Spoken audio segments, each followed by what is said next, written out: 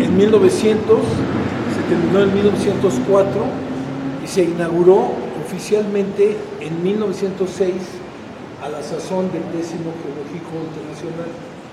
Entonces podemos decir que esto tiene todo el viso de un edificio porfiriano, que se llaman neoclásicos o eclécticos de acuerdo con el estilo arquitectónico que le quieran tomar. Y para fines de esta plática, yo diría que es un estilo de Chile de dulce y de manteca, ¿no? Porque no es que se defina exactamente en un estilo o en otro, sino yo siento que aquí como que la gente lo que tuvo mucho la intención es demostrar su cultura y el conocimiento que tenían. Pero lo que sí es muy interesante es que este edificio jamás ha cambiado su vocación, porque se hizo como un recinto que alojara a colecciones científicas, que se hiciera investigación, tipo de ciencias de la Tierra, y desde ese punto de vista hemos sido muy suertudos de que el Instituto de Geología al que pertenecemos no ha dejado de ser, digamos, el custodio del Museo de Geología. Ustedes ven, la arquitectura es muy bella, los pisos son de mosaico italiano con motivos pompeyanos que coinciden con el tiempo en donde empezaron a desenterrar Pompeya y empezaron a encontrar estos diseños tan sofisticados, pero tan grecolatinos, por decirlo así.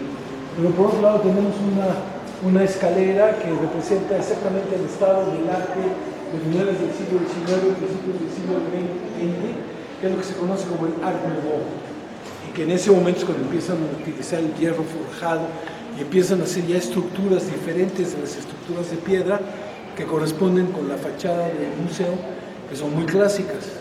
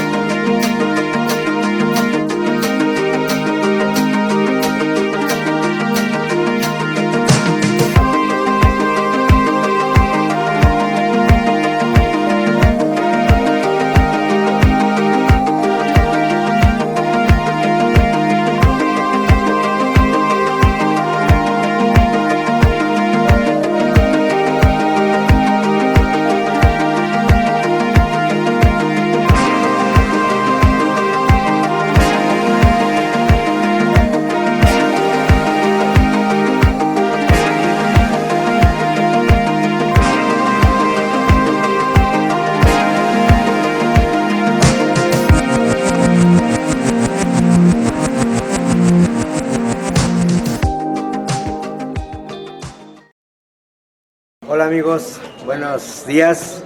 Les habla el ingeniero Lorenzo Contreras. Soy presidente del Club de Suiseki Ejecatl México.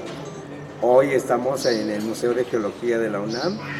El día de hoy vamos a tener la inauguración de una exposición de árboles bonsái a las 12 del día, entonces pues aquí los esperamos. Esta exposición de árboles bonsái estará solamente el día de hoy y mañana. Junto con esta exposición de este arte japonés, también nosotros desde el día 15 de abril hemos montado una exposición de otro arte japonés llamado Suiseki. Aquí presento un Suiseki justamente. El Suiseki es una roca que semeja a un paisaje, que para poder exhibirlo inclusive tallamos una base de madera que se llama Daisa. Si ustedes pueden ver, se talla justo a la medida de la roca y se encaja para que pueda lucir estéticamente y en equilibrio. Entonces bueno, vamos a estar aquí todo el día de hoy y mañana, y la exposición de Suiseki estará hasta el día 31 de mayo.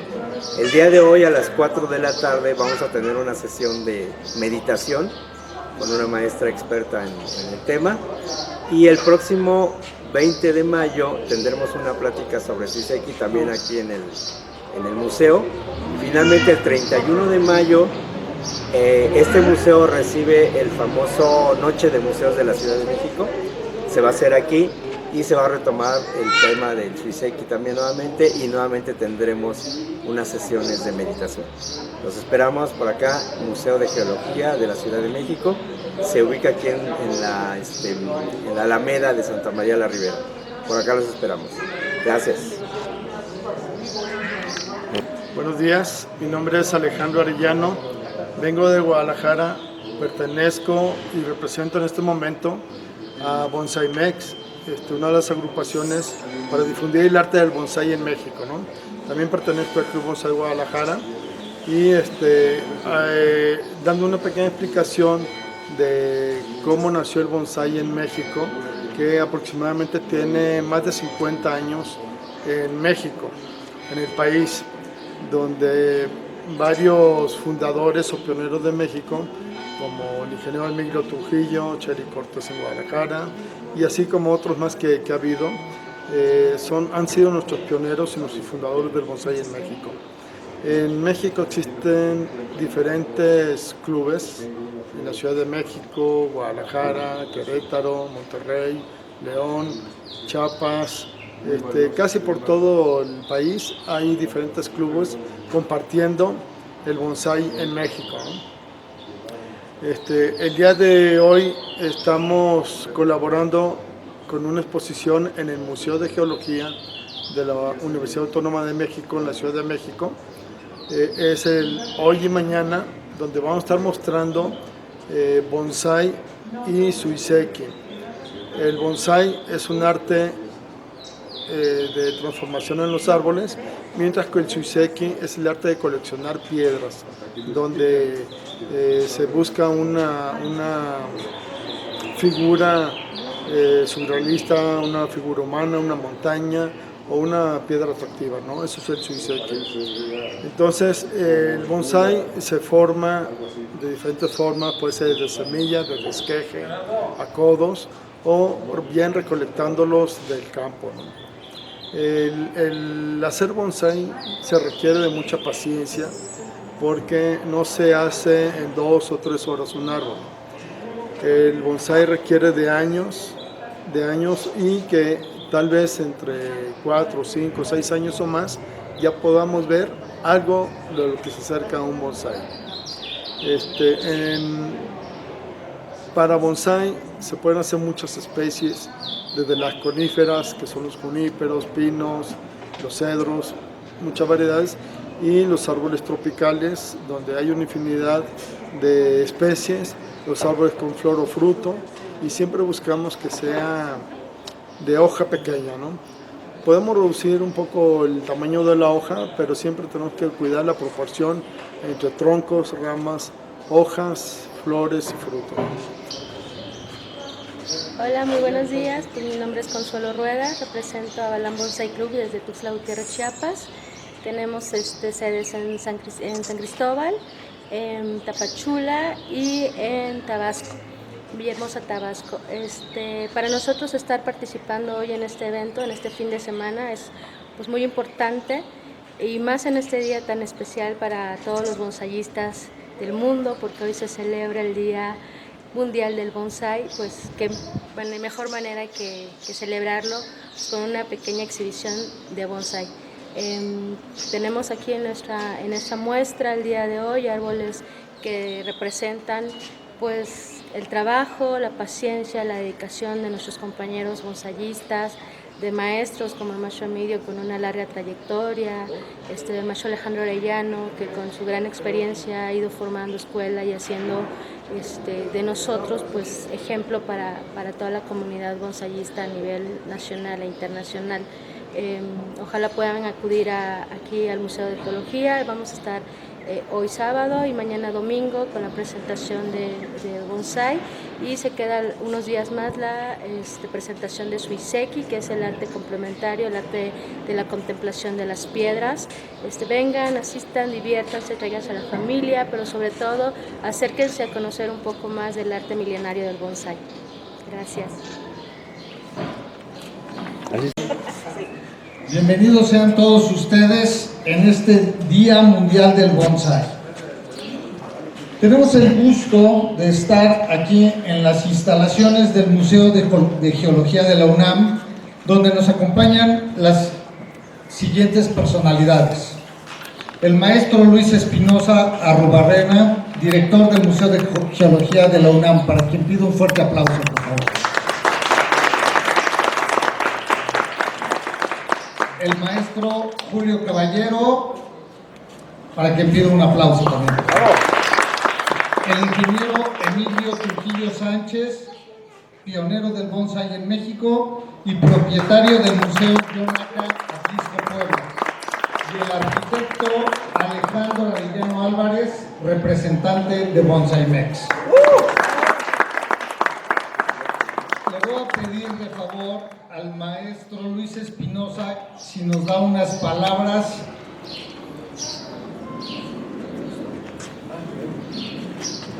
Perdón. Bueno, en nombre de todas las personas que elaboramos en el Museo de Geología y del Instituto de Geología, de que también tenemos la presencia del licenciado Jesús Aceves, en representación del director del Instituto de Geología, les damos la más cordial bienvenida a esta extraordinaria, y digo extraordinaria porque no solamente ahorita hemos tenido la ocasión de ver estéticamente lo que representa, sino hemos tenido la ocasión de platicar directamente con las personas que con mucho afecto, mucho conocimiento y mucha dedicación han desarrollado estos extraordinarios ejemplares, y desde ese punto de vista considero que es algo único, algo interesantísimo que honra al Museo de Geología y que complementa perfectamente la exposición que tenemos y que los invitamos que una vez que decidan pasemos a admirar en la sala de rocas del ingeniero Contreras de Suiseki, que de alguna manera nos lleva a meditar en estos mismos elementos de que yo creo que el hombre sí puede intervenir en la naturaleza, pero conociéndola profundamente y respetándola profundamente. Y yo creo que nosotros aquí en este Palacio de las Ciencias de la Tierra, lo que hacemos con las colecciones científicas que tenemos, que están impolutas, no están tocadas por el hombre, ninguno de los elementos que vean, ni en nuestros minerales, ni en nuestras rocas, ni en nuestras meteoritas, etcétera, están de alguna manera alterados o modificados por el hombre. Entonces, no sin más, felicito a todos ustedes por estar aquí, a todas las personas que están participando, que sería difícil enumerarlas, en el sentido de decir que son varias las personas que están participando. Les agradecemos mucho, tanto el ingeniero Caballero como yo, que lo estén haciendo, y pues no sé si alguien más esté en el programa para hablar, pero tomando en cuenta que son prácticamente la 1 de la tarde, vamos a dar por inaugurado, a menos de que alguien tenga alguna otra, que tenga algún impedimento para este matrimonio, que se inaugure esta exposición, y bueno, ya acabemos de ver esto, ya un poco con la garganta así seca, tomemos un poco de agua de chía o de Jamaica, porque creo que ustedes estaban dando Clericot, ¿no? El Clericot ahorita con mucho hielo se impone. Muchas gracias. Ya el maestro nos hizo favor de oficializar la inauguración. Perfecto. Muy bien. Bienvenidos sean todos ustedes. Y ahorita procederemos a hacer un ligero recorrido con Alejandro Arellano, que va a hacer el favor y que nos va a hacer el favor de darnos el recorrido. No sin antes agradecer a todos los diferentes clubes y participantes que han hecho posible esta exposición, como es el Museo de Bonsai Yonaca, Cora Club Bonsai, Kame House Bonsai, Tlalocan Bonsai, La Grandeza de Ser Pequeño Texcoco, Suiseki México y Juan Pablo Pánico. Muchísimas gracias a todos ustedes, bienvenidos sean y se quedan aquí. Balán Bonsai de Chiapas. Muy bien. Bienvenidos todos ustedes, muchísimas gracias. Bueno, la primera persona que comenzó el bonsái en México es una señora que se llama Cheri Cortés, en Guadalajara, en los años 60 más o menos. Yo llegué al bonsái pues, hasta el 74, pero yo en la zona de Puebla, y es donde he desarrollado el bonsái. Una de las preguntas que luego nos brinca es, ¿por qué el bonsái? ¿Por qué? ¿Por qué el bonsái? ¿Por qué estos árboles miniaturas? ¿Por qué esta tradición que es de otro país? ¿Por qué esa cercanía con México? Porque los primeros bonsái llegan desde la época de Porfirio Díaz. La familia Matsumoto trajo los primeros y fueron los responsables de que conociéramos ese arte. Y pues de ahí yo soy agrónomo y me dedicaba a la producción de flores y plantas. Y entonces fui buscando una cosa que tuviera más, que trascendiera más. Y me topo con el bonsái en una revista que compro en Sanborns. Y veo, digo, esto es lo que yo quiero hacer. Y de ahí me arranqué. Primero fui el primer contacto que tenemos es con Estados Unidos, porque ellos organizan clubes y asociaciones de todo. Y me doy cuenta que ya hay una organización muy hecha en Estados Unidos. Y esto cuando comienzo a ir primero a Estados Unidos, a conocer el bonsái. A la vez en paralelo yo haciendo mis propios bonsáis. Yo comencé en plan comercial, pero después me fui adentrando y vi que es un arte. Y entonces ya de las especies que yo hacía para vender, separaba un lote. Y así durante varios años fui juntando. Mi colección, de hecho, la comencé en 1980. Y hasta en el 2010 ya le damos el enfoque de museo, porque me lo pide el Ayuntamiento de Atlixco, que le demos un punto para que llegue más turismo a Atlixco. Y es cuando arrancamos el bonsái ahí como museo. Actualmente nuestro museo tiene alrededor de 400 árboles en exhibición, la mayoría creados por nosotros y muchos donde han venido maestros a darnos talleres o demostraciones. Esos árboles se me han quedado y yo los he ido conservando y mejorando, bueno, refinando, porque un árbol está vivo y sigue creciendo, entonces hay que mantenerlos, ¿no? Y entonces con mi grupo de colaboradores es donde estamos y actualmente ya le hicimos una construcción especial para museo y sacamos la información de cada árbol, quién fue el primer diseñador, quién le ha metido mano para mejorar y hasta la fecha ahí los tenemos. Bueno, mire, me voy a China. China hacía sus bonsái rescatando árboles de la naturaleza y los dejaba, los trabajaba en forma libre, ¿verdad? Porque a mí ellos les parecía, lo podaban y muchas eran plantas medicinales que las cosechaban para curarse. Pero pasan 700 años y este arte pasa a Japón. Y Japón es el que lo clasifica, le da el valor de arte siguiendo la estética japonesa, de la sencillez, simplicidad, austeridad. Entonces son los que lo dan a conocer al mundo y establecen reglas para hacer bonsái. Entonces ahí está esa parte. El bonsái se conjuga en dos cosas: el diseño artístico y la parte biológica, hortícola, de cuidar una planta.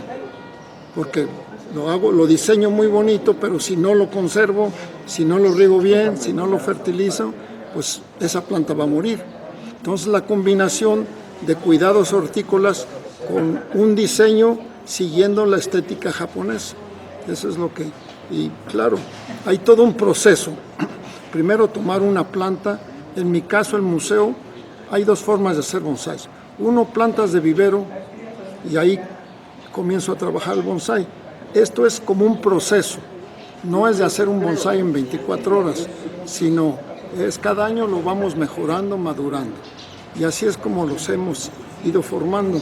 Los bonsáis pues uno cuando ya se compenetra al bonsái, ve uno tal las satisfacciones y conoce uno el idioma de los árboles. Y yo siempre les digo, es como si fuera un hijo. Cada hijo que tenemos es diferente y cada uno requiere cuidados especiales y tratarlo diferente. Lo mismo son los árboles. Cada árbol, los ahuehuetes, por ejemplo, son de mucha agua, el árbol nacional, los juníperos son de menos agua.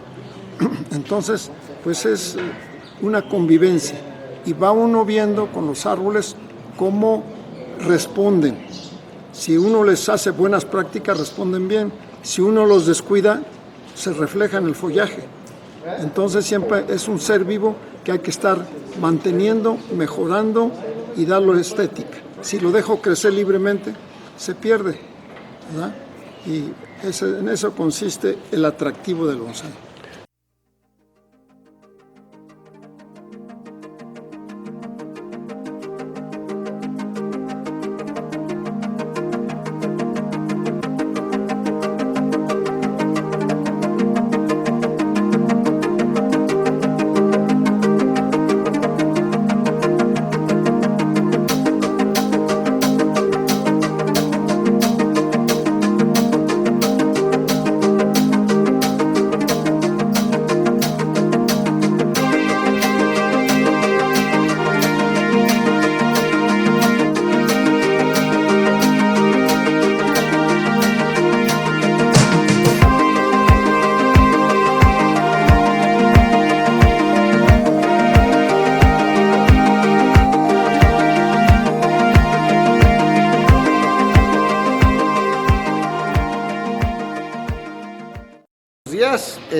Soy José María Cordero, tengo ya afortunadamente 25 años haciendo bonsái. Ha sido una gran experiencia y sobre todo por lo que requiere ser un bonsallista. Un bonsallista se requiere este amor a la naturaleza, esta continuidad, este día a día.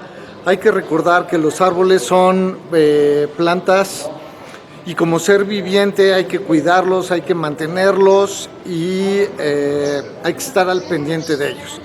Es un hecho que las plantas nos hablan y nosotros hablamos con ellas a través de la observación. Nosotros podemos ver si un árbol requiere agua, si tiene alguna enfermedad.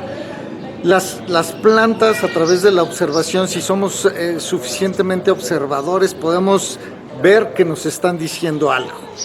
Hoy es el Día Mundial del Bonsái y es para mí muy grato estar aquí en esta exposición y como invitarlos a hacer bonsái. Bonsái es una técnica donde trabajamos con la naturaleza. Está esta creencia que nosotros maltratamos a los árboles y no es cierto, ¿no? La verdad es que si nosotros vemos un árbol de la naturaleza contra un árbol de bonsái, yo les puedo decir que estos están perfectamente bien cuidados, atendidos, a veces más que en la naturaleza porque estamos al pendiente de su cuidado. Efectivamente, en algunos casos son delicados, pero realmente lo que se necesita es tener conocimientos de horticultura, de poda, de cuidado, de diseño y el amor por la naturaleza sobre todo para entrar en este mundo fascinante del bonsái. La verdad es que en este día tan especial para todos nosotros me gustaría invitarlos a que participen, que busquen algún club, algún amigo, alguna asociación que haga bonsái y se unan con ellos, ya que el camino a través de un club o de una asociación es muchísimo más rápido, ¿no? La experiencia de los miembros, la misma experiencia del club nos va llevando y nos va guiando y nos ayuda a ganar tiempo en la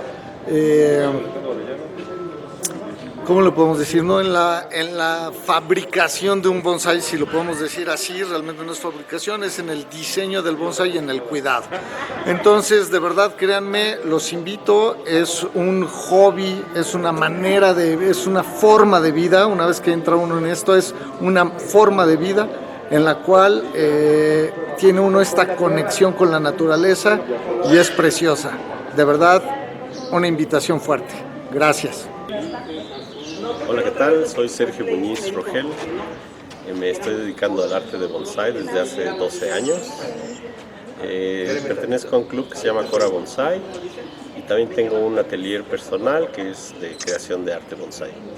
En estas actividades conocemos a muchas personas a las que les gusta principalmente la naturaleza y hacemos algunas exposiciones durante todo el año. Principalmente trabajamos en el Politécnico, hacemos ahí 1 o 2 exposiciones al año. También trabajamos en Texcoco, con el club de Texcoco, con el maestro Tavera.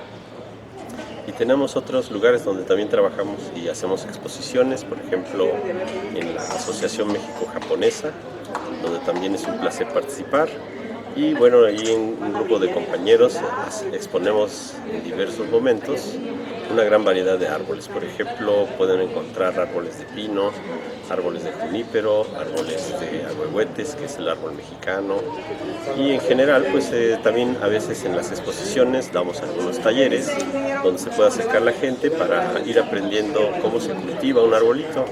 Es muy importante empezar desde un árbol, por ejemplo, de vivero, en donde uno compra una planta. No existen los árboles bonsái, sino que uno los va formando, ya sea con poda o con alambrado, o simplemente desde que son semillas, desde que son pequeñitos, los va uno modelando para que puedan adquirir la forma que uno busca. En México más o menos seguimos la escuela japonesa, porque seguimos unos estilos que se desarrollan en Japón. Pero existen otras formas libres de otros lugares, por ejemplo de China, en donde nació el bonsái, pero que no sigue tantas reglas o tantos formatos estrictos ya en las categorías de bonsái que existen. Entonces es bueno que acudan a estas sesiones de entrenamiento, porque nosotros lo llamamos entrenamiento de un árbol, hasta que ha logrado estar en su maceta. Cuando un árbol ya está en su maceta ya le podemos llamar bonsái y que cumpla ciertas características de arte, que tenga composición, que tenga manejo del espacio y que tenga algunos aspectos importantes dentro del diseño, ¿no? Como puede ser el uso del color, el uso del ritmo y el uso de espacios negativos o espacios libres. Yo como mi principal función como geólogo es buscar los materiales que nos han permitido tener el confort de vida que tiene actualmente la humanidad. Entonces nosotros, nuestro principal objetivo es cuánto hay y para qué sirve y cuánto cuesta sacarlo, ¿no? Una cuestión meramente pragmática. Pero también tenemos el lado artístico, ¿no? De ver a las rocas como seres que nos enseñan la historia del planeta. Y bueno, en lo personal también me gusta, por ejemplo, la pintura, pinto al óleo. Esa fase, no soy artista, soy ingeniero, pero también tengo esa parte de sentimiento artístico. Esa sensibilidad. La sensibilidad que me permite admirar estas bellezas, ¿no? Y sobre todo las rocas, ¿no? Que, como te digo, las rocas me han dado de comer toda la vida. Entonces, pues, sí las quiero, ¿cómo no las voy a querer? Y bueno, hay todo tipo de rocas, ¿no? Bueno, esto sí es de paciencia, práctica y es de mucho tiempo invertido en los árboles. Aquí el arte en sí llega hace mucho tiempo con un japonés que se llamaba Tatsugoro. Él llega y aquí es el primero que trae el bonsái a México. Incluso hay una historia muy bonita de él, de Tatsugoro, con algunos árboles que trajo a él aquí a México, como son la jacaranda, como son todo el tipo de bugambilias, también él las trajo aquí. Estas son las bugambilias. Fue en la época de Porfirio Díaz, cuando Porfirio Díaz le dijo que quería hacer algo de típico japonés como los jardines.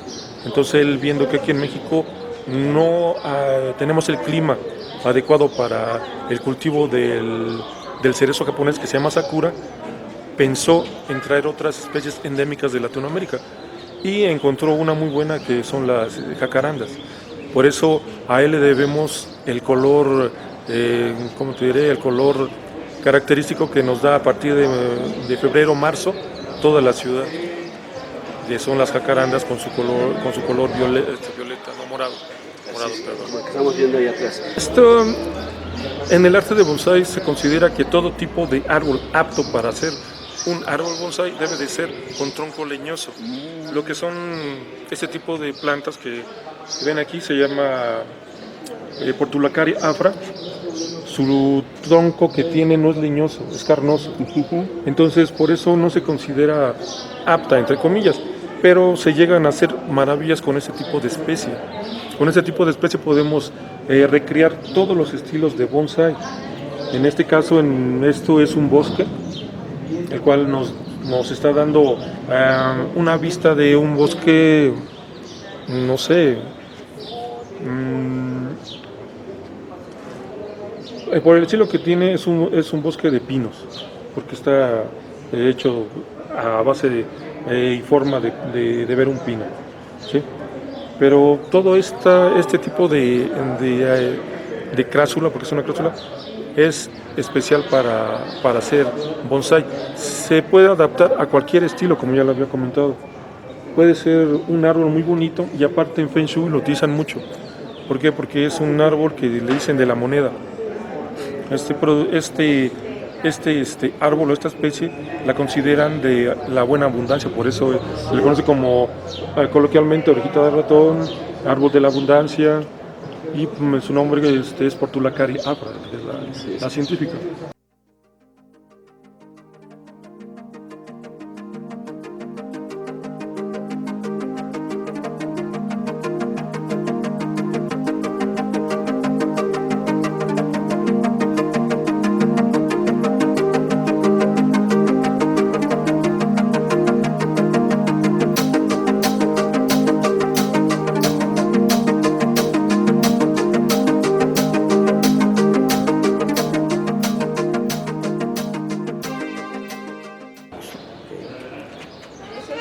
Y bueno, ingeniero, profesor, para mí, porque es una persona que se está enseñando, se está llevando de la mano en este conocimiento del bonsái y de estas rocas, buscándole el lado humano.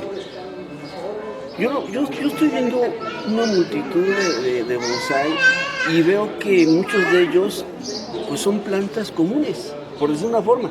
Sí, claro. De hecho, todas son plantas comunes y algunas son árboles que crecen pequeño, otras crecen un poquito más grande, pero todas son al final del día plantas que necesitan de requerimientos como la luz del sol, agua, abonos y cosas por el estilo. Lo interesante del bonsái únicamente es que se cultiva en una maceta, ¿no? La maceta tiene como finalidad restringir un poquito el crecimiento de sus raíces, pero al mismo tiempo requiere un regado diario porque es poca la humedad que se puede concentrar ahí. Sí, y además estoy viendo que en esa parte les está pegando el sol y ya tienen un buen rato y van a estar así hasta términos del día. Así están, el sol... O sea, yo pensé que eran de museo, así, encerraditas, en cristalitos y nadie los toca. No, porque al final son seres vivos y como plantas requieren del sol. El sol no les hace absolutamente nada. Lo único sí es que tenemos que cuidar que no se deshidraten. Entonces para ello, durante todo el día vamos a estarla regando para que no entren en estrés las plantas. Cuando una planta empieza a entrar en estrés, empieza a tirar la hoja. ¿No? Ahí se da, por ejemplo, el tema de los cambios de estaciones. Cuando empieza a haber la sequía, la planta, sobre todo las de hoja caediza, pues terminan por empezar a tirar sus hojitas, ¿no? Híjoles, qué cosas.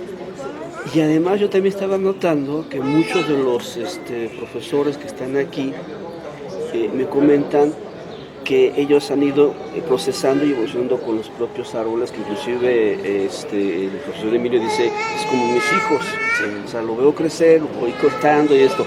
¿Cuánto dura un árbol así, en promedio? Pues mire, justamente el ingeniero Emilio es una de las pocas personas en México que tiene árboles desde que fueron, haz de cuenta, bebés, y que ahora muchos de sus árboles ya tienen 30 o 35 años. Por supuesto tiene árboles de mayor edad, tiene árboles hasta de más de 100 años, pero los que él crió desde bebés los fue llevando paso a paso y es de las pocas personas en México que han desarrollado árboles bajo ese esquema. Un árbol, una vez que, en realidad un árbol nunca termina de formarse, ¿no? Porque de repente año con año van desarrollando nuevas ramas, hay que estarlas ajustando, hay que estarlas acomodando, etc. Entonces nunca se termina ese trabajo. Y bueno, hoy en día hay documentales que tratan de árboles bonsái que pueden tener inclusive hasta 100, 200, 300 años. Son de los árboles más antiguos. Obviamente aquí en México, como este arte no tiene mucho tiempo que se practica, pues no tenemos árboles tan antiguos, ¿no? Pero en Asia, por ejemplo, Japón, China, etcétera, tienen árboles muy, muy antiguos en forma de bonsái. Pues ya simplemente decirme que tiene el maestro árboles de 100 años, pues ya es mucho. Pero para mí ya estoy hablando de que, ay, hijos, no, pues no los voy a alcanzar nunca. Exacto. Ahora bien, ¿cómo podemos pertenecer? Hoy escuchaba que existen clubs. ¿Cómo podemos pertenecer a este club de aquí de la Ciudad de México, que es el más cercano? Claro. Pues mira, justamente estas exposiciones tratamos de promoverlas para que la gente se interese. En este caso, bueno, les damos a conocer nuestras redes sociales, tenemos tarjetas también para irle repartiendo a la gente, te voy a dar a ti algunas, donde viene nuestra información de cómo acercarse con nosotros. Ahí vienen nuestros teléfonos, nuestras redes sociales, y por medio de ello ya nos vamos contactando. Muchos clubes como por ejemplo Kame House, que anda por aquí, ellos trabajan aquí en la Ciudad de México y se reúnen los domingos para hacer trabajo de bonsái. Entonces ahí cualquier persona puede acercarse y empezar desde cero. ¿Sabes qué? Tengo o no tengo un árbol, quiero convertirlo en bonsái, y le van enseñando lo básico, desde cómo plantarlo en una maceta, qué tipo de maceta, ¿sí? Qué es lo que hay que cortar, qué es lo que hay que diseñar, porque bueno, es importante decir que estos son unos artes tradicionales y como arte tienen bases de estética, aunque la estética normalmente es oriental, no es como lo que conocemos acá. Y entonces aquí igualmente hay principios orientales que se siguen para el diseño de estos árboles. Sin dejar de mencionar las técnicas del corte de las ramas, del acomodo. Cuando hay una rama fuera del lugar, de repente podríamos hacerla como una rama de árbol, una rama muerta, por decirlo así. Le llamamos madera muerta. También lleva una técnica con algunos líquidos químicos para conservarla, para que se vea bonita, ¿sí? O sea, hay mucho detrás de este tipo de actividad, de este arte. Vaya, y suena muy fácil, amigos, y suena muy atractivo, así que pues vayan conformando estos clubs, vayan subiendo información, vayan preguntándonos para que realmente conozcamos en directo. Es precioso, o sea, no te veas, estoy quedando asombrado. Y no se diga de las rocas, estas rocas que también tienen propia vida, y aquí el maestro Lorenzo pues se está llevando de la mano a conocer. Así que vamos a seguir informándoles todo lo que está pasando en este día tan especial aquí en el Palacio de Geología, muy, muy hermoso. Maestro, qué bonito marco. Gracias, pues mira, es un lugar además espléndido, ¿no? Este museo tiene más de 110 años de antigüedad. Hablando de años, Fue construido ex professo para la geología. Aquí se hicieron las primeras investigaciones de geología de México. Hoy en día se mudaron a la UNAM, al Instituto de Geología, pero el museo quedó como un acervo de las piezas que se han ido coleccionando a través de la historia. Entonces vamos a encontrar desde huesos de dinosaurios, de caballos antiguos, en la parte de paleontología, pero también vamos a encontrar minerales rarísimos. De hecho hay un dato histórico, porque aquí hay una roca que está considerada como la más antigua del mundo. Entonces por ahí preguntan con los guías del museo y les van a mostrar esta pequeña roca. Pareciera un pedazo de concreto, pero no, es una roca muy antigua. Entonces cosas por el estilo, por supuesto las rocas y por supuesto los suicidios. Y allá arriba escuché que existen frescos del maestro José María Velasco. Así es. O sea, ya, por ejemplo, en la noche de museos, hay un recorrido que inicia a las 5 de la tarde aquí. Y una cosa muy interesante es que justamente hay unas pinturas del maestro José María Velasco, reconocido paisajista mexicano, y estas pinturas se hicieron exclusivamente para este museo. Entonces son temas del origen de la vida, de los animales, de las plantas, muy, muy exclusivas. Obviamente son únicas, no las van a ver en otra parte. Y bueno, aparte todo el mobiliario, madera tallada en cedro rojo, con detalles específicos para este museo. Vale la pena visitar, es una joya realmente el museo.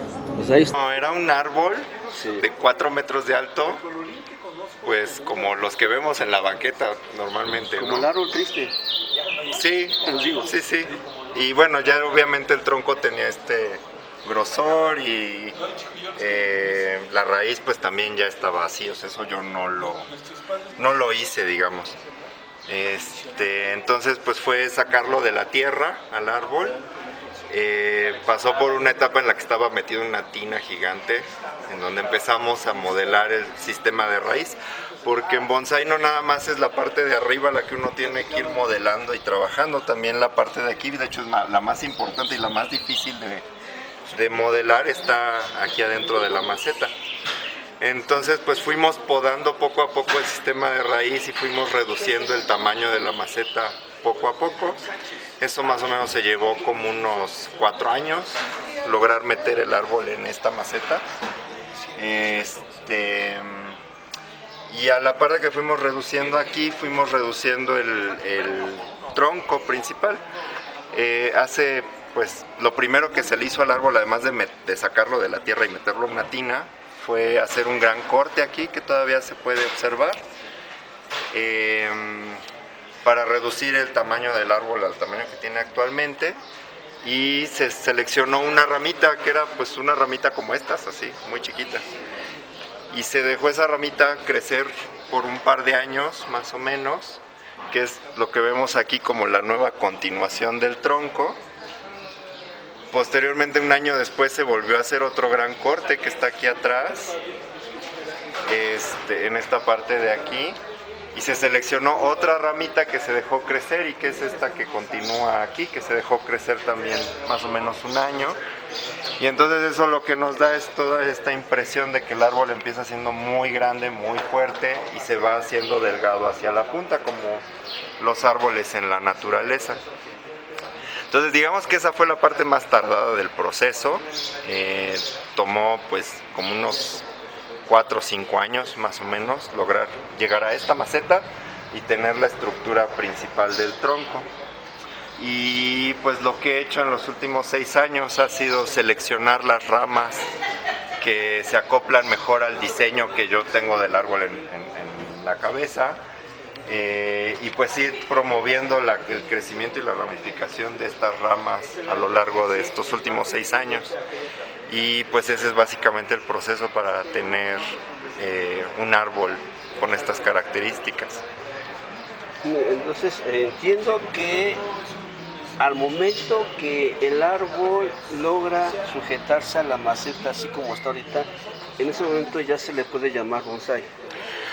Bonsái, en japonés, son 2 caracteres. Uno de ellos significa maceta o bandeja y el otro significa plantación. Entonces, en el sentido estricto, bonsái es cualquier planta en una maceta. Así, lo que sea, podría ser un bonsái. Ahora, como arte, los japoneses lo han estado desarrollando durante los últimos, ya propiamente como bonsái, como lo conocemos actualmente, más o menos como desde el siglo XVIII-XIX. Y como forma de arte, pues consiste en tener un árbol en una maceta. Entonces también cualquier árbol en una maceta pues es un bonsái. Y como arte también lo que implica un poco es crear un árbol que tenga las características de esa misma especie en la naturaleza, pero en un árbol contenido dentro de una maceta. Entonces la idea un poco de esto es que el espectador pueda transmitir su mente hacia un páramo, una montaña, solamente viendo un árbol en una maceta. Entonces, más o menos artísticamente eso es lo que uno busca haciendo bonsái. Entonces, no es nada más que llegue a la maceta, sino lograr recrear toda una estructura en el árbol que te permita trasladar tu mente a un lugar en la naturaleza.